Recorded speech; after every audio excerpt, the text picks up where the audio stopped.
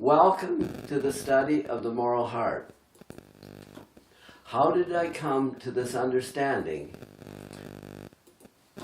which I'm endeavoring to share in these studies?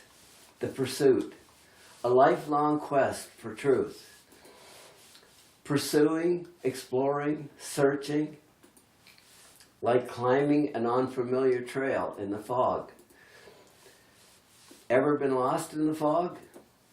Familiar becomes unfamiliar, unknown, and foreign. Lost in the fog, straining to see, combing, chasing, seeking, abandoned by friends, there was a thread of needing to know why woven through my life. It's dangerous, it's cold, forsaken.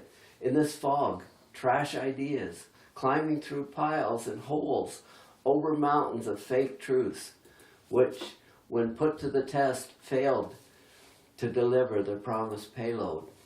All at once, I break out above the fog.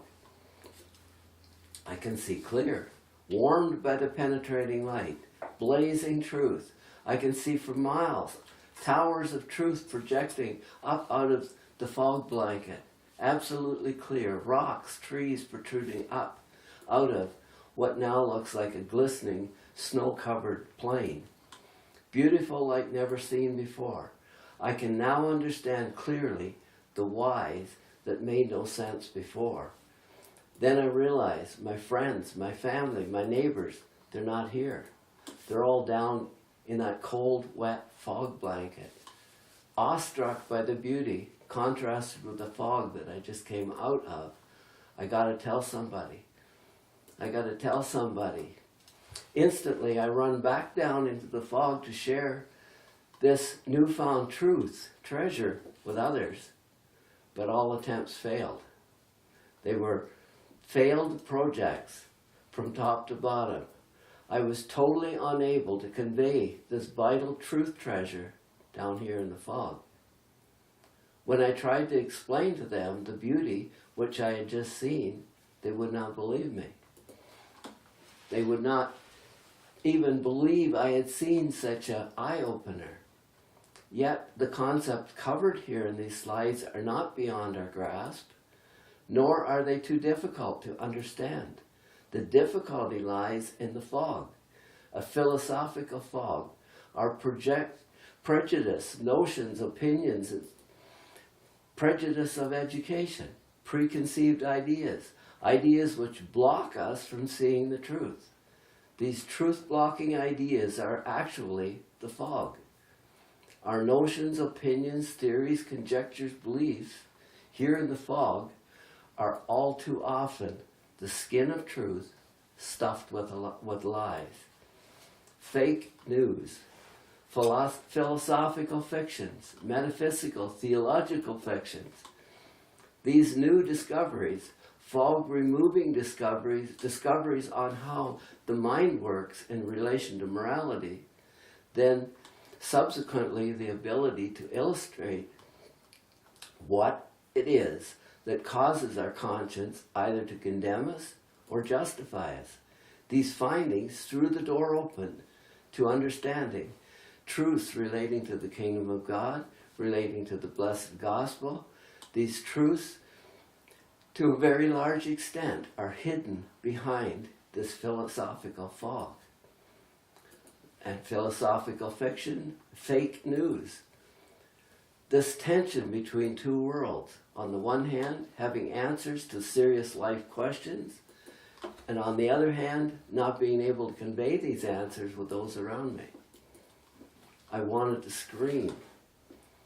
Yet, there was this thread of needing to know why woven through my life. My journey before coming up out of the fog and seeing it from above, a big part of this combing, chasing, seeking, even at a very young age, I learned that thinking and wrestling with ideas, by doing that, I could organize them and come to a basic understanding. But I found that those who claimed to know stuff often made statements which could not be true. They didn't even seem to be aware of the inconsistencies in their statements. The paradoxes, contradictions, absurdities, oxymorons, these facts and conflicting facts didn't only happen in those around me, they happened in myself. What my conscience, honest heart conviction said and what I lived, what others said and what they lived, my actual living compared with what I knew deep down I should be doing, contrasted with what others were saying they were doing, and up against what they were actually doing. The standard held out by the church contrasted with what church people were actually living, saying, and doing. Yet the church is to be the light of the world. I rebelled. I knew deep down this wasn't the best. It was good, yet something deep down said there must be a better way, something deeper. There must be more to life. There had to be answers. Life became a quest for truth. I looked for answers. What about? Or what's it all about? Why am I here? The quest for answers, for truth, pushed me to search. Is there any real truth? Is there a God? If so, who is he? These contradictions and inconsistencies I saw, even as a child, they must have explanations. Life has to make more sense than these inconsistencies, paradoxes, flaws, which I saw at home, at church, at school, at work, dating, and life. Now, I have learned that when trying to understand unobservable things, it is next to impossible to understand or explain them while we look at them subjectively. Looking at them objectively helps. Looking from outside allows us better observation. Making a model of what we want to observe helps us to see clearer. Although the model is not really what we are observing, it represents it. The model makes it possible to observe what we cannot otherwise observe. Science often takes that approach of measuring, then making laws and theories to explain, but when the measurements conflict with their laws and theory, they resort to postulating new explanations, adding speculation onto theory.